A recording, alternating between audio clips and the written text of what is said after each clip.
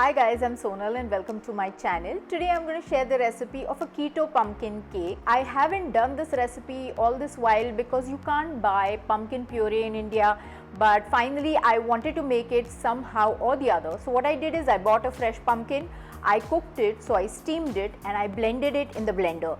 Now the puree that you get is more like a tomato puree, so it's a little more liquid than what you can buy in a can, and I wanted to make this recipe so that people can actually buy the canned stuff and make it. So if you're living in some other country where you can buy this, then that's how you can do it, and if you're doing it my way, it still works. So our puree is ready now. This is the consistency that a pumpkin puree in a can would be. So I got about half a cup.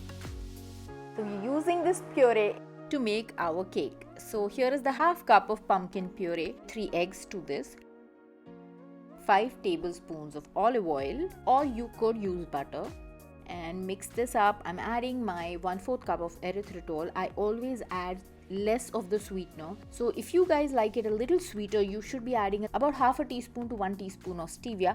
Please remember that the pumpkin puree also has some sweetness to it. So here are the spices. I'm adding about half a teaspoon of cinnamon. You should add twice as much as what I felt after tasting it. 1/4 teaspoon of ginger powder and half a teaspoon of nutmeg powder. To this I've added 1 cup of almond flour, half a teaspoon of baking powder and baking soda each, and 3 teaspoons of coconut flour.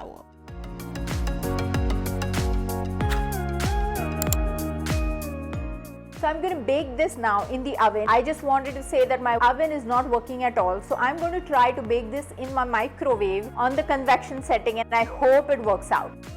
Before I put it for baking, I'm going to put some pumpkin seeds on top. I'm chopping them roughly and just sprinkling some on top. We are going to put it in the oven at 180 degrees centigrade, so 350 degrees Fahrenheit, for about 40 to 45 minutes, and this is the time in which your cake should be cooked.